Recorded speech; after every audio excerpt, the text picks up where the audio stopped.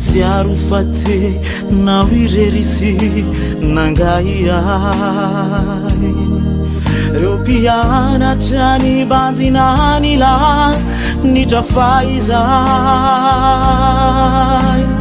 totsy tsarony ilay teninao nanometoka sy fa tsy andao fa omba aziatra ny amparany tany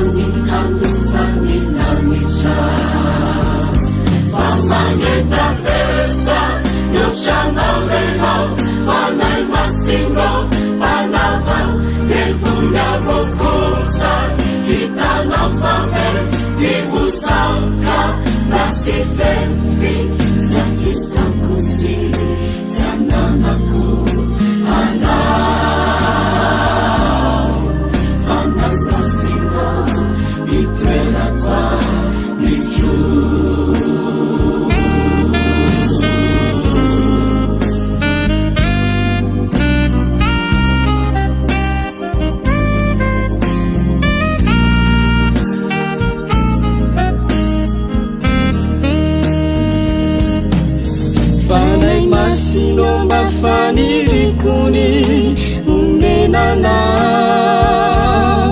sihitoeranao mandrakizaya wangatikwa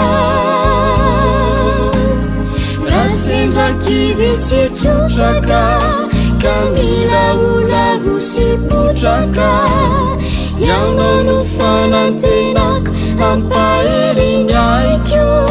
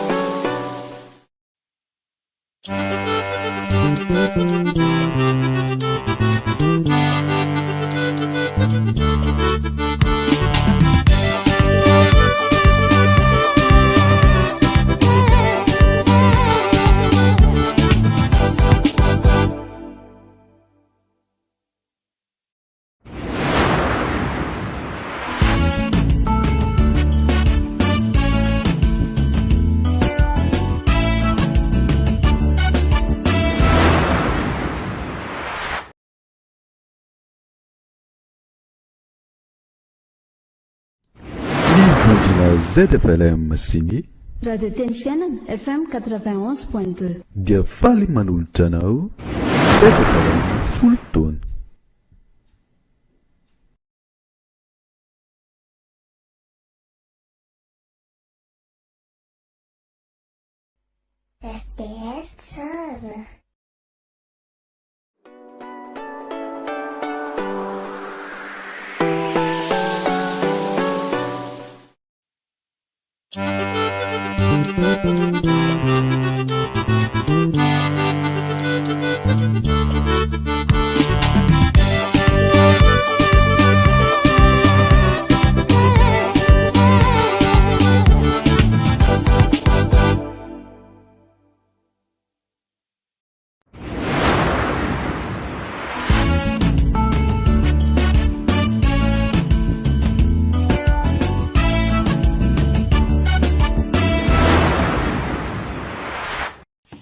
vavaka isika rehetra misaotra sy midery manome voninahitra anao zahay ry Andriamanitra rainay tsara indrindro rainay amin'ny alalan'i Jesosy Kristy anao misaotra anao raha mbola homenao zao fotoana zao zahay ka afahanay manatanteraka ny asa fitorinan'ny filazantsara anao ary indrindra ny anehoanay fa Andriamanitra velona miasa amin'ny fiainanay anao ary manome toky ny amin'ny teny fikasanao dia ny andovanay ny fiainana mandrakizay koakitriny ary mangataka aminao Jesosy eo aoka ny fananao masina mitoetra amponay anokatra ny fonay aizanay mandray izay tiana olona zaina aminay ary dia mitenena araka ny fombanao fa miainanao zahay amin'ny anaranao Jesosy no andrinay sy ametrahanay izy amin'ny vavaka izany misaotra tompo amen.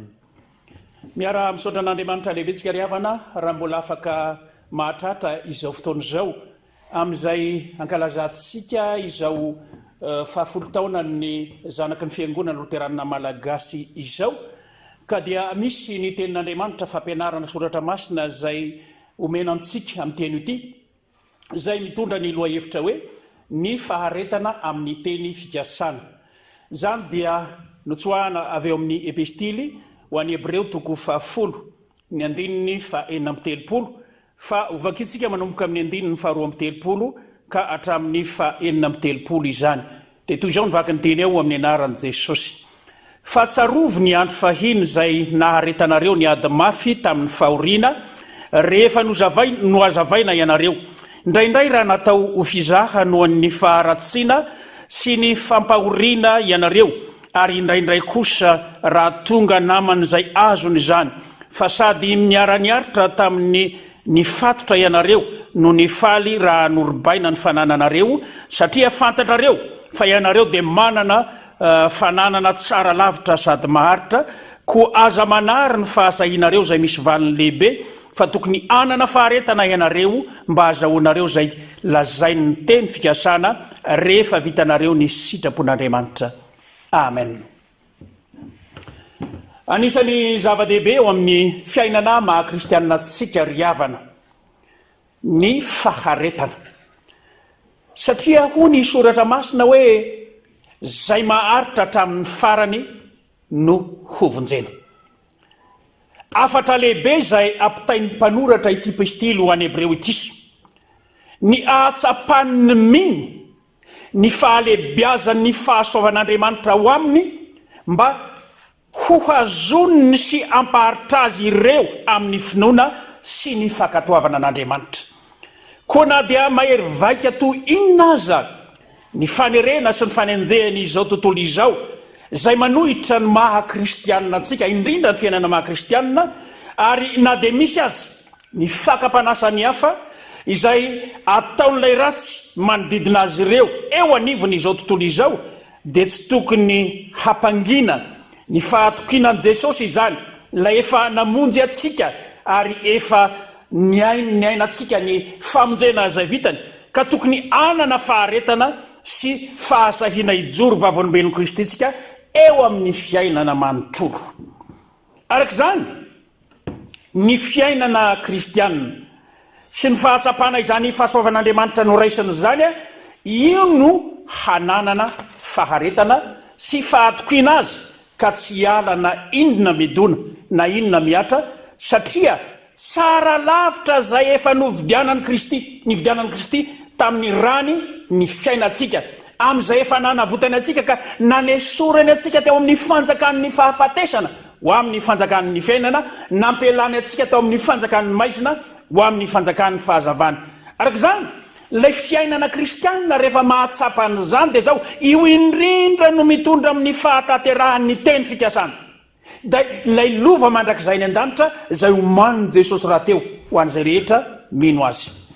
Eto amin'izao ten'Andriamanitra anjarantsika ao anatin'izao fampianarana izao ary dia mampirisika atsika ny mpanoratra mba anana faharetana, fa raha te ho tanteraka amin'ny fahazahoana ilay teny fikasana isika dia ilaina izany faharetana izany, sady manana faharetana isika no tsy maintsy hiaritra ihany koa ny fakapanahy samihafa izay misy eto anivon'izao tontolo izao, satria ilay ratsy dia maka fanahy isanandro ka te hampiala antsika ho amin'izany fahasoavan'Andriamanitra izany. Ndeha ary aloha jerentsika izay lazainy eto hoe momba ny teny fikasana, ny momba ny teny fikasana. Raha mandinika ny soratra masina araka ny testamenta taloha isika, Andriamanitra dia nanome teny fikasana ho an'ny zanak'Israely. Ary ny teny fikasana dia tsy hafa fa ny anomezany indrindra ny tany nampanantenaina dia ny tany Kanana zany, rehefa navotan'Andriamanitra ny ala tany amin'ny tany Egipta ny zanak'Israely. Io Andriamanitra izay manome ny teny fikasana io dia Andriamanitra mahatoky io, ary tsy mitsoka amin'izay lazainy fa tsy maintsy tanterahana izay lazainy. Nasehon'Andriamanitra tamin'ny fitondrana ny zanak'Israely teny an-dalana, ny tana maherin'Andriamanitra izay miasa, ary rehefa izy no miasa tsy misy mahasakana. Fa ny zavatra manahirana dia izao, mbola nisy teo amin'ny zanak'Israely izay tsy natoky izany teny fikasan'Andriamanitra izany, fa toa nianahana tamin'izany, ary nisy izay tsy nino mihitsy.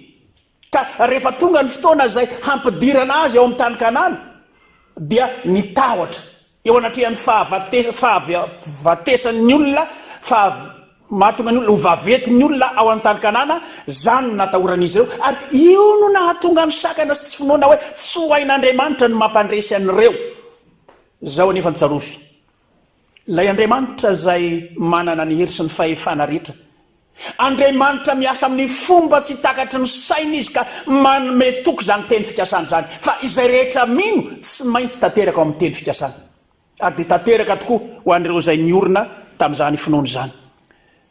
Ao amin'ny epistily ho an'ny Hebreo dia manome izany teny fikasana izany tokoa Andriamanitra, ary araka ny epistily soratany Hebreo 7:10 dia lazainy mazava tsara ao fa izay rehetra mino ka maharitra amin'ny finoanan'i Jesosy dia zao ho tanteraka amin'ilay teny fikasana dia ilay lova mandrakizay, ilay Kanana vaovao, ary Kanana vaovao dia tsy hafa fa ilay Kanana any an-danitra zany, omena ho an'izay rehetra mino azy zany.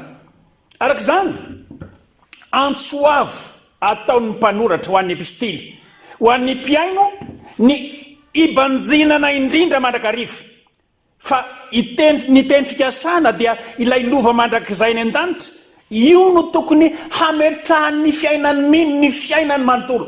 Koa na inona zavatra midona, na inona zavatra miatra, na inona fanenjehana, na inona zavatra maro samihafa te handringotra ny fiainana maha-kristianina dia zao tsy ala amin'izany teny fikasana izany, satria io no renany finoana sy ny fanantenana ka ahatonga ny olona haharitra tokoa ho amin'izany fiainana kristianina izany.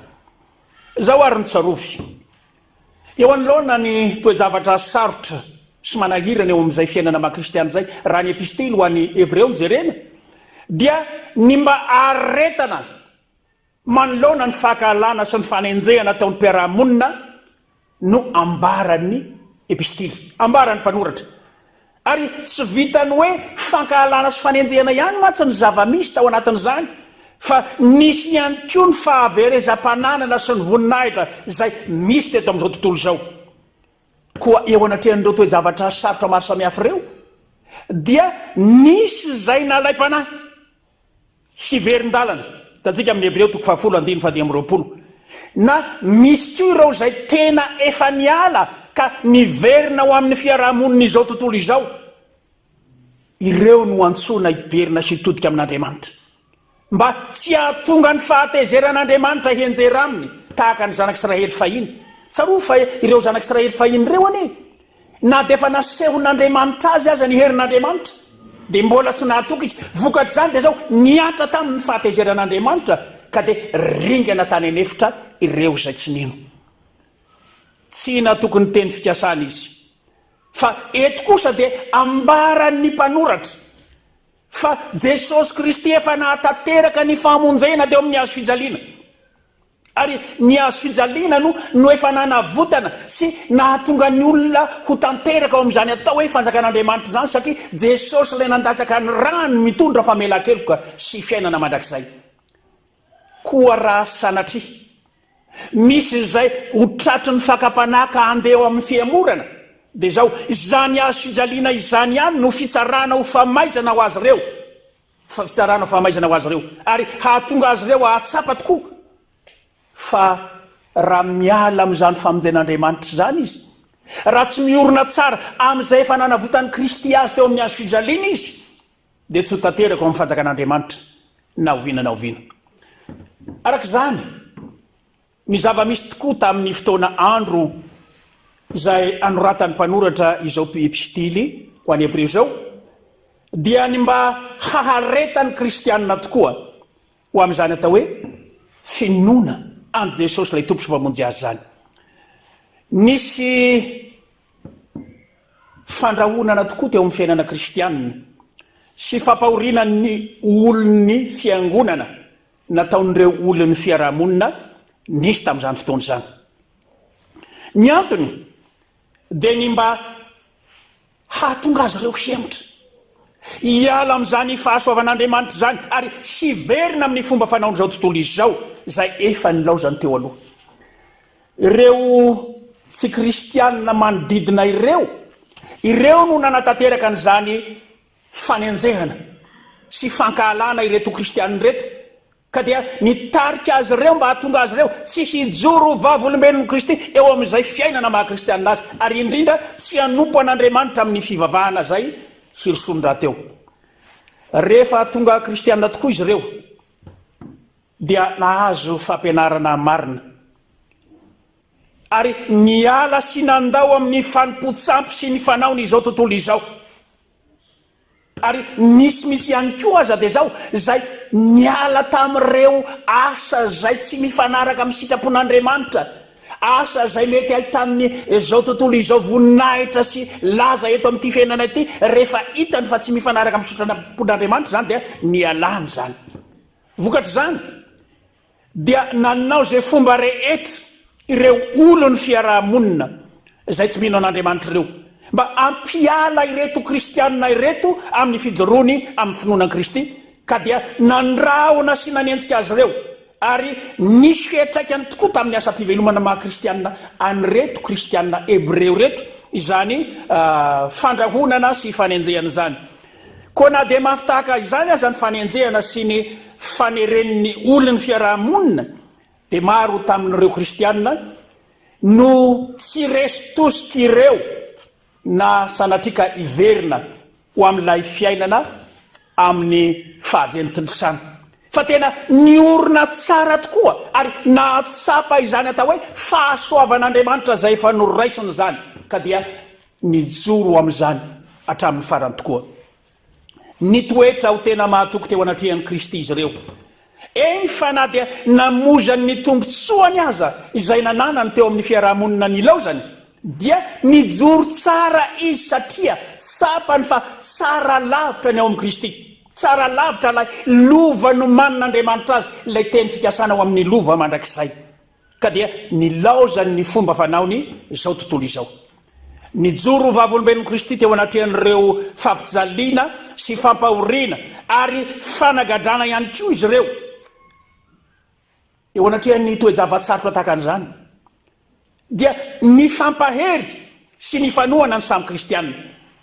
ny fampahery sy na fampanoana izy satria ny tavan'ny rahalahy tokoa no mandranitra ny tavan'ny rahalahy ao anatin'ny toe-javatsarotra tahaka an'izany no isiany zany atao hoe fampahirezana ary io dia anisany melona le faharetana zay misy eo amin'ny fiainana kristiana fa raha vela fotsiny orerotra tahaka zany ny olona zay miaritra ny fahoriana miaritra ny fanenjehana sy ny fijaliana dia io no mahatonga azy ho morakivy ary mety ho alay-panahy sy hiala amin'ny fahasoavan'Andriamanitra ny hitsy azy.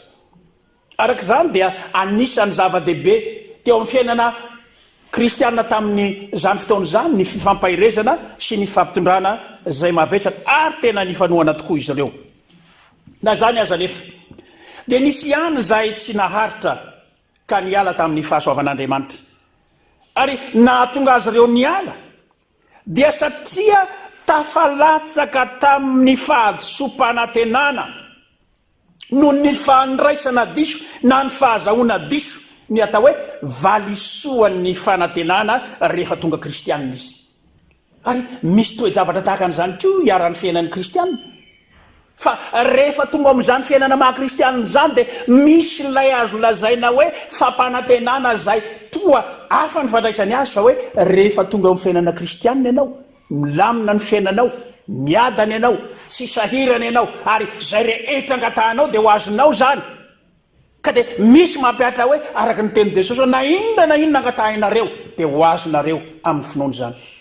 Zao anefa ny tsarofy eto amin'izao fiainana maha-kristianina antsika izao dia ilay ratsy mbola eo mandrakariva ary manao zay fomba rehetra hampiala antsika ho amin'izany fahasoavan'Andriamanitra zany izy ka te hitaona antsika hiala amin'izany fahasoavan'Andriamanitra zany. Ary inona moa no ampiasainy amin'izany?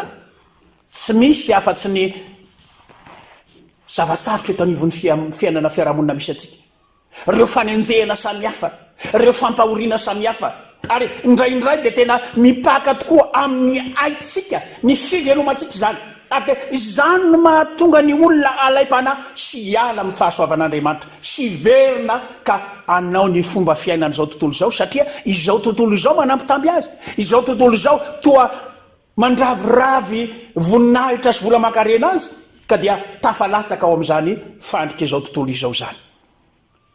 Mpanoratra eto dia miteny mazava tsara fa tokony tsy hanary ny fahasahiana zay misy valiny lehibe ny kristianina. Ary inona moa zany fahasahiana zany? Ny fahasahiana amin'izay hijoroana vavolombelon'ny Kristy eo amin'ny fiainana manontolo na inona miatra na ino-kedona fa rehefa tena mijoro tsara ao amin'izany ny fiainana maha-kristianina ka maharitra zany hatramin'ny farany izy dia zao ho tanteraka ao aminy ilay teny fikasana dia lay andova lay fiainana mandrakizay ao amin'ilay lova maharitra mandrakizay. Zavatra tokony ho tsaroana dia zao lay valiny lehibe izay ambaran'ny mpanoratra eto dia tsy hafa fa le azahoantsika antoka ny fahavelomana mandrakizay ao amin'i Jesosy. Io le lazain'i Jesosy hoe zay rehetra velona ka mino ahy dia tsy ho foaty mandrakizay ary manomana toerana tsara lavitra noho ny eto izy araka ny teniny hoe zay toerako no toeranareo koa. Jaona toko 7:7. Araka izany ry havana dia asehon'ny mpanoratra mazava tsara ny amin'izay amporosiana sy anaovany antsoavo ho an'ireo kristianina ireo mba tsy hatonga azy hanary izany fahasahiana zany fa tokony anana faharetana izy, anana faharetana izy.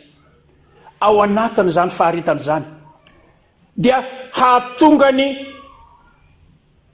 mpino kristianina tamin'izany zany iorina tsara ho amin'ny finoana ary ny finoanan'Andriamanitra marina dia zao izay maharitra mijoro na manao ahoana na manao ahoana fa nozongozona ny fiarahamonina izao tontolo izao.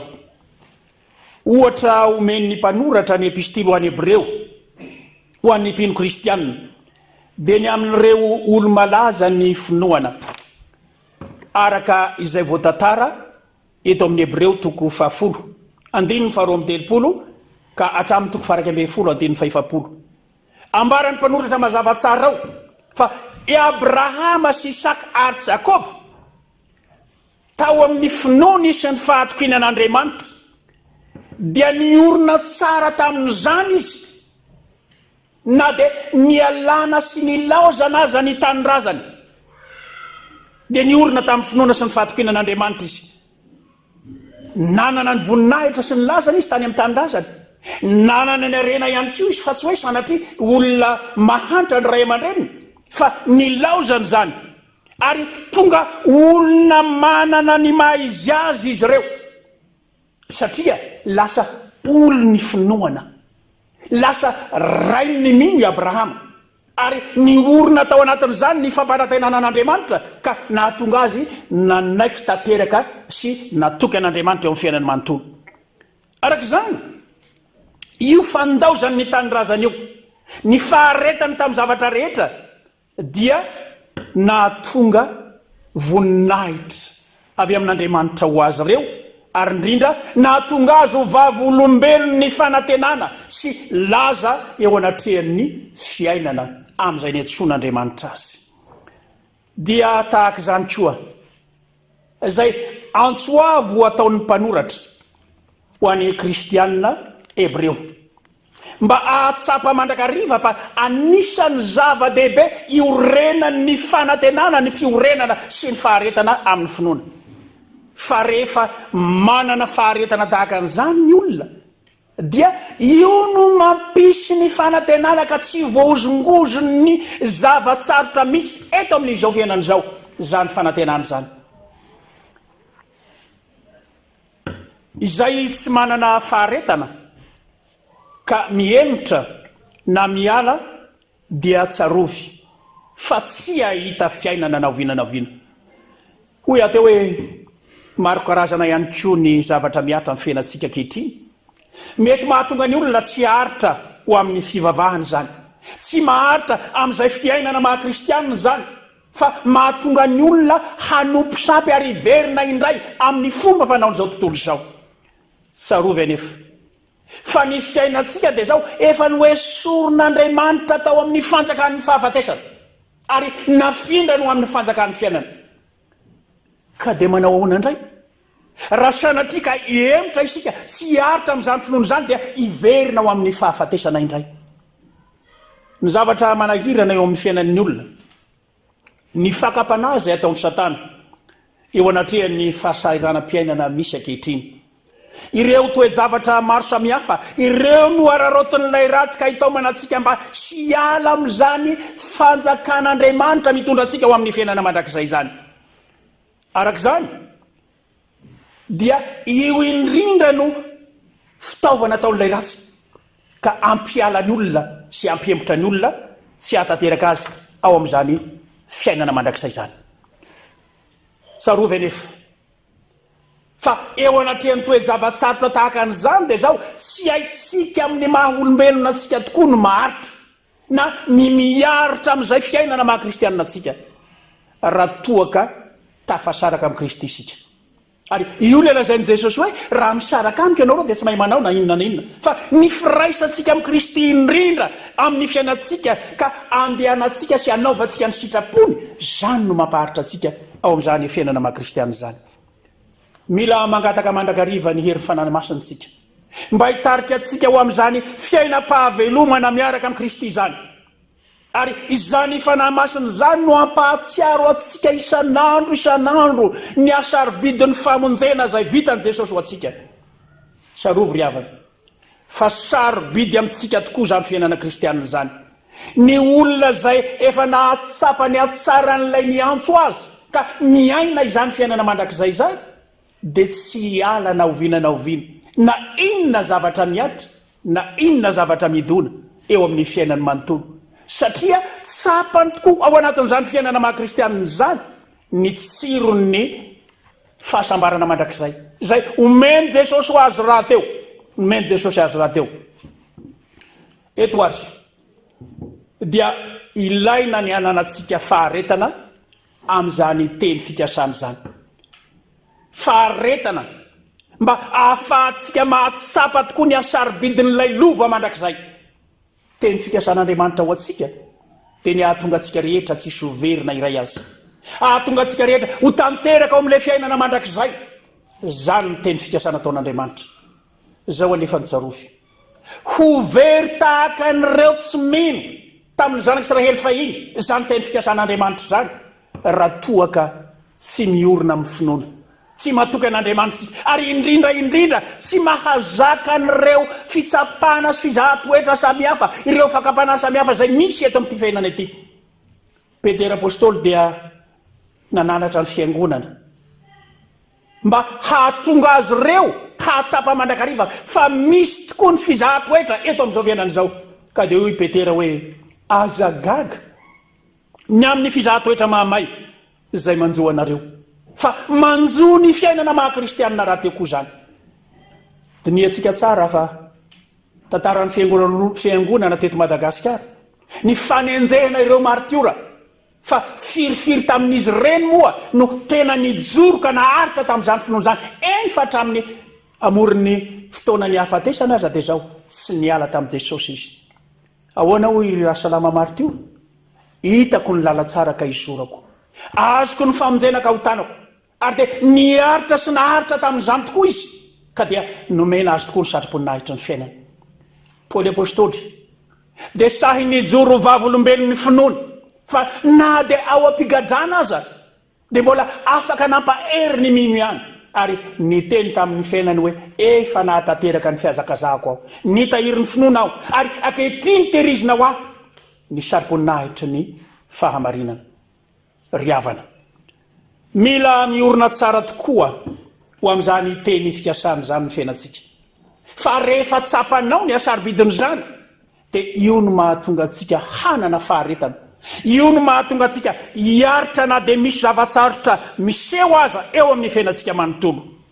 Ko tokony hijoro vavolombelon'i Kristy amin'ny zavatra rehetra izay ataontsika, satria tsara Andriamanitra, tsara Jesosy ilay efa niantso sy nifidy antsika, ka nanome antsika izany fahatsarany zany dia niantovatsika ilay fiainana mandrakizay mahareta ary aoka haritra hatramin'ny farany tokoa fa ny devoly dia manao izay fomba rehetra hampialatsika amin'ilay fahasoavan'Andriamanitra. Ny devoly dia mitady irika mba hahatonga antsika tsy ho tanteraka ao amin'ny fiainana mandrakizay. Koa rehefa manana faharetana amin'ny toe-javatsarotra misy eto amin'izao fiainana izao tsika, dia ijoro vavolombelon'i Kristy ka dia anompo azy amin'ny fiainana manontolo, ary zany no anisan'ny zava-dehibe tokony ho tanantsika tokoa mba iorenantsika tsara ho amin'izany faharetana ao amin'i Kristy zany.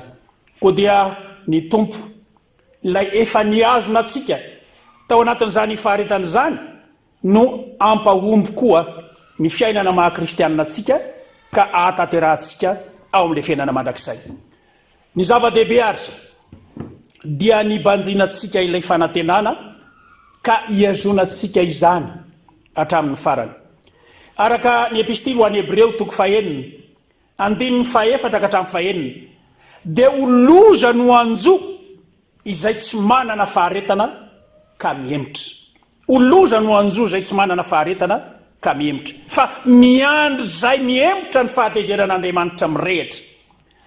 Ny fandehanana amin'ny firaisam-piainana amin'i Jesosy sy ny fandehanana amin'ny fitiavany no mampaharitra antsika ao amin'izany fanjakana maharitra mandrakizay izany. Efa nasehon'Andriamanitra tao amin'i Kristy ny fitiavany antsika, fa fony mbola fahavalo isika hoy Paoly apôstôly dia maty amonjy antsika Kristy. Romanina 5:5. Tonga olom-baovao ny mino noho izany asa fitiavan'Andriamanitra ao amin'i Kristy Jesosy zany, ary io fitiavan'ny Kristy ny kristianina io no mitaratra amin'ny toe-piainana tarihin'ny fitiavana ihany koa, ka hahatonga antsika anana faharetana eo amin'izay fiainana maha-kristianina antsika, indrindra eo amin'izay fivavahana maha-kristianina antsika izany. Ka izany fivavahana kristianina izany dia tsy hafa fa taratra ny fiarahamonina kristianina, anjakan'ny filaminana sy ny fifankatiavana, ary indrindra iainana ilay lova sarobidy ilay nampanantenan'Andriamanitra raha teo ho amin'ny fiainana maha-kristianina antsika. Eto ary ny mpanoratra dia mitaona ny olona mba hanana toe-panahy araka an'Andriamanitra, hanana faharetana eo anatrehan'izany, fa rehefa velon'ny finoana ao amin'izany faharetana izany ny mino, dia izany indrindra no taratra ny fahasoavan'andriamanitra sy ny fitiavany eo amin'ny fiainana maha-kristianina tokoa. Mitaona antsika ho tena mpivavaka marina ny mpanoratra mba hiaina tanteraka ny faharetana ao amin'izany fiaina-pivavahana izany. Tsarofy fa ilay toe-panahy araka an'Andriamanitra izay hiainantsika no mahatonga antsika tokoa haharitra amin'ny fivavahana. Koa dia amporosian'ny Paoly koa isika mba haharitra amin'ny fivavahana fa izay maharitra hatramin'ny farany tokoa no vonjena. Koa na dia misy manentsika anareo azy, na dia misy zavatra sarotra manozongozona ny finoana amin'ny maha-kristianina, dia tsarofy fa Jesosy Kristy la efa niantso sy mifidy atsika no nanome toko hoe aza matahotra fa momba anareo mandrakariva aho ambara-pahatonga ny fahataperan'izao tontolo izao. Teny mpanoratra ary ny atsapan'ny mino ny mahazava-dehibe zany fiainana maha-kristianina izany.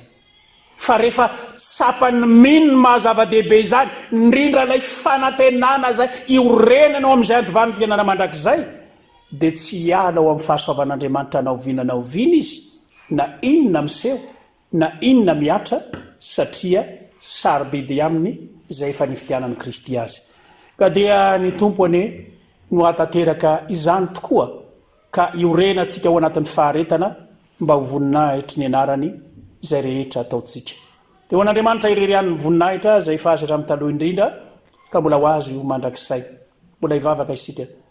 Isaoranay ianao ry Tompon'Andriamanitra noho ny fitiavanao sy famindramponao, fa nomenao fotoana izahay nandre ny afatra avy amin'ny alalan'ny teninao ary nampahatserovinao anay fa ilaina ny faharetana ao amin'izay fiainana maha-kristianina mba ahatsapanay ny teny fikasana izay efa nomenao anay dia ny andovanay ny fiainana mandrakizay. Koa dia mametraka eo am-pelatananao ny fiainanay manontolo izay rehetra mahasoa ny tena sy ny fanahinay mba hahatonga anay haharitra hatramin'ny farany tokoa ny fiainana maha-kristianina anay ka tsy hiverina hanaraka sy anao ny fomba fanao ny izao tontolo izao isahay. Ho dia raina mandrakizay nay ny voninahitra ao ny saotra Jesosy. Amen.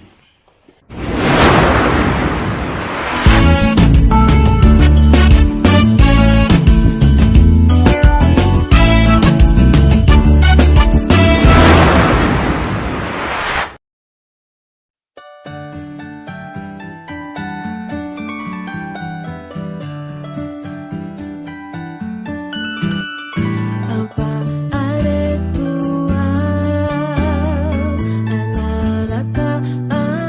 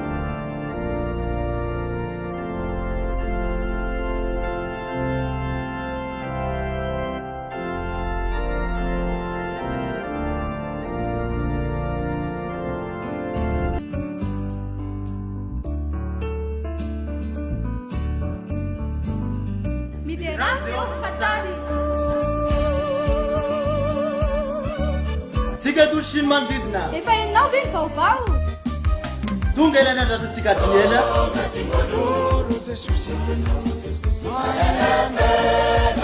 zindrakira arapira izany tsara miavaka ho toto sany antsamino ny kristy avy amin'ny FLM masona tao izany teo tanterainao amin'ny akany polisista nambao iosy alahady fa fitony volana novambra raiky amby roapolo sy arivo avy izao amin'ny rora sasany tsy diso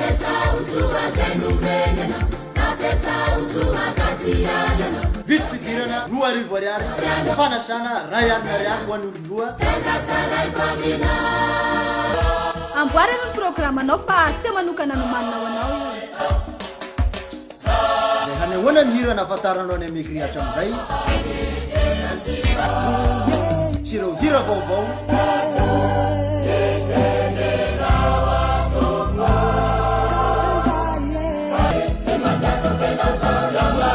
sambasamba toy ilaika hararoty kene hararotiny ano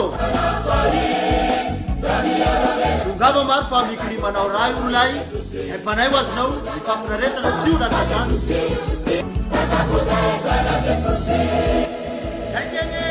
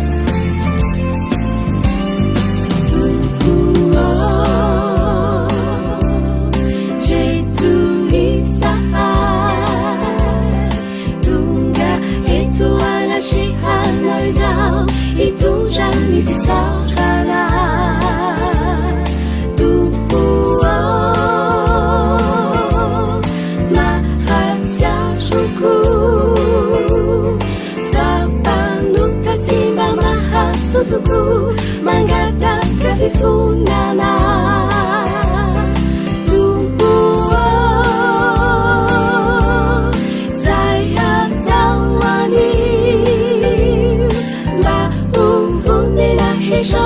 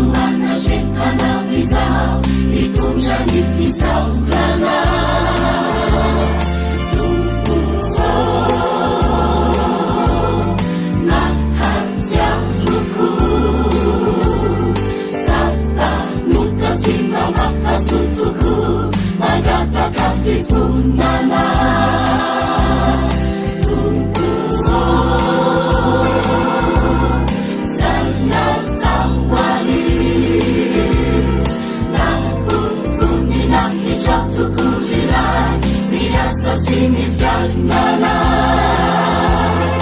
Hamasinuanku Ranisangananifu Ufiasana mahasuk ewanilao Iturini faswapana Tanifitapana sinifasabana Luna hatuliza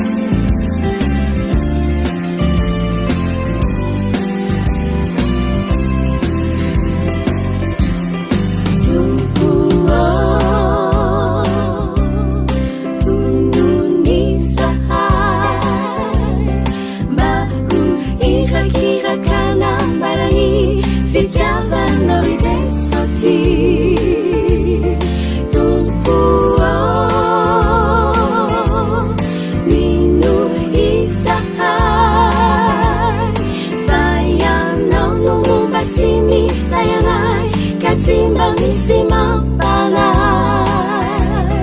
Tumpuo Yezai kisahai Ahakiza itantana nonai Amini asana jirai Humel heri bauba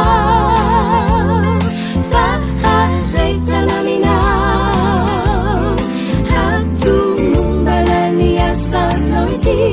Yang jasa pifari nari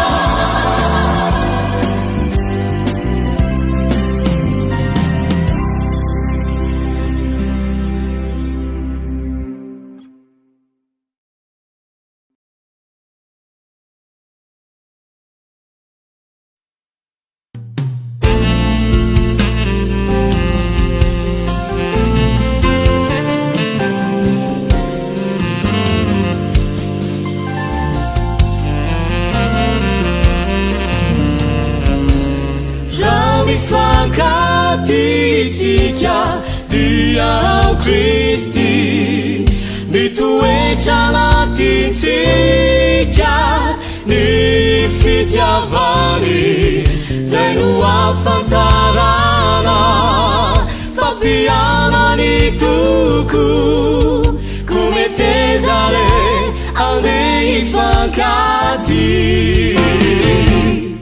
fifankatiavana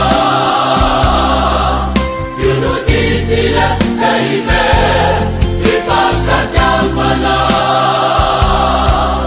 senu afatswanare kaizai fitini ulinamini Kriste nu apare chomanja kisa fifankatiavana yunutitile eime fifankatiavana senu afatswanare kaizai fitini ulinamini Kriste nu apare chomanja kisa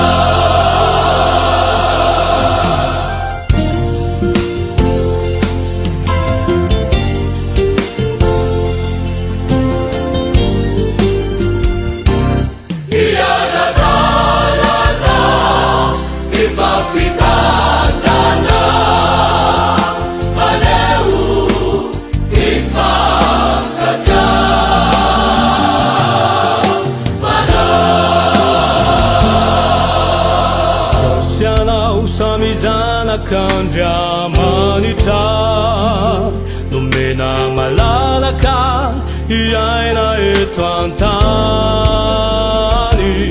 izao sy anao hoafidin'Andriamanitra itoriny fitiavany iaragalana ifafitantana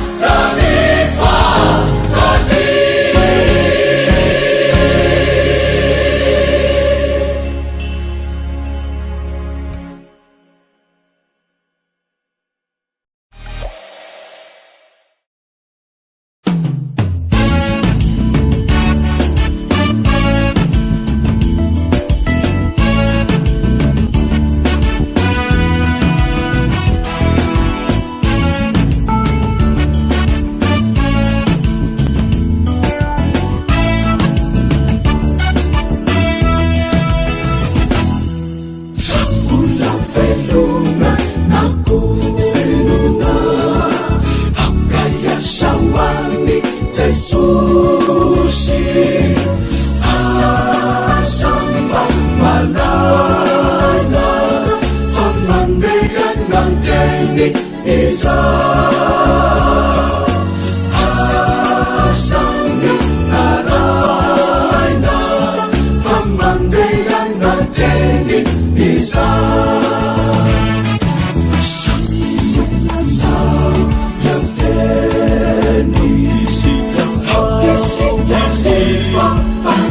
Pendidikan apa tersunjuk di jalanan yang bisa salahku.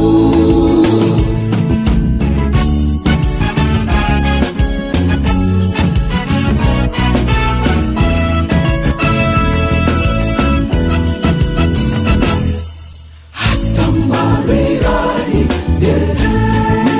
diri sikap itu ribeni nanti fantasiya visan minum dan najik isti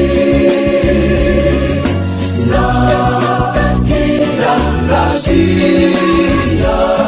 visan minum dan najik isti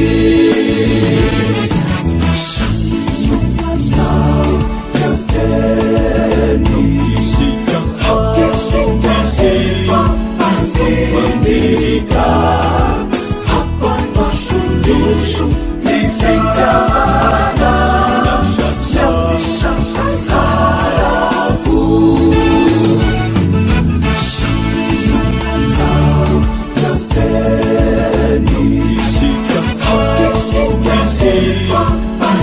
Pendidikan apa tersunjuk